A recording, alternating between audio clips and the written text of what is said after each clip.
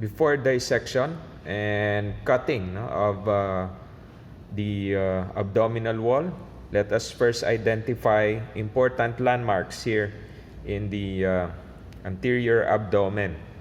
Now, one is the epigastrium.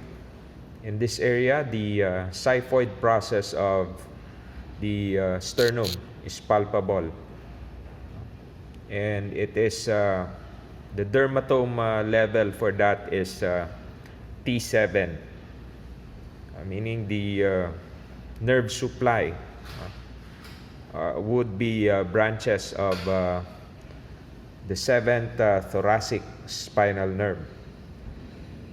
So we go down here, you can see the umbilicus, which is actually a close-up scar. In the fetus, that is where the umbilical vessels carried by the umbilical cord will pass. Dermatome level for that is T10, and the area immediately surrounding the umbilicus is called the periumbilical region. Straight down here, we have the symphysis pubis, or the pubic symphysis.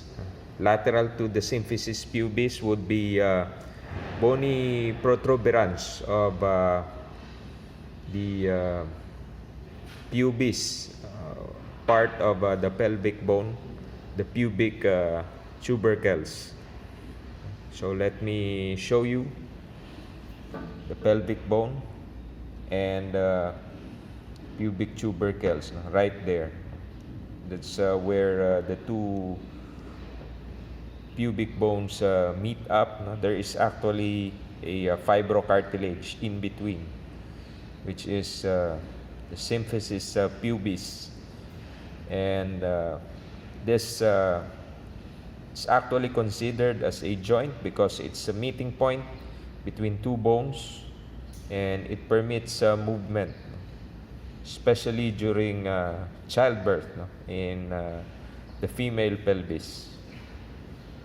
So going back to the abdominal wall, so let's go back to the midline. The midline contains the linea alba, which will be discussed later, and lateral to the midline you have the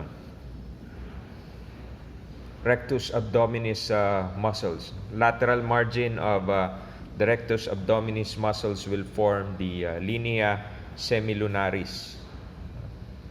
Then we have the inguinal fold down here. The costal margin formed by the costal cartilages.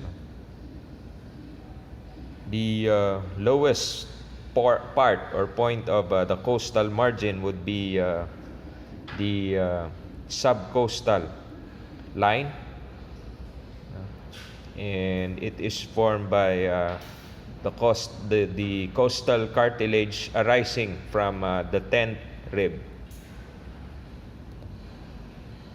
So here you can palpate the iliac crest. Let me show you in our bone specimen here. The iliac crest is the highest point of the iliac bone of the pelvis. So aside from the iliac crest, there's another bony protuberance that is palpable in this area. That is the anterior superior iliac spine. So to show that using our bone specimen, that's the anterior superior iliac spine right there. And below that is the anterior inferior iliac spine.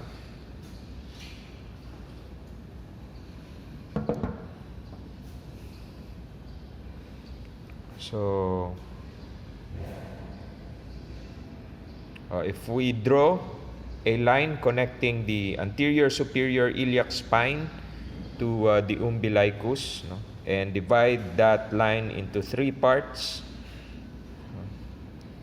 1/3 the distance from the ASIS or anterior superior iliac spine to the umbilicus, 1/3 the distance. We divided that by 3.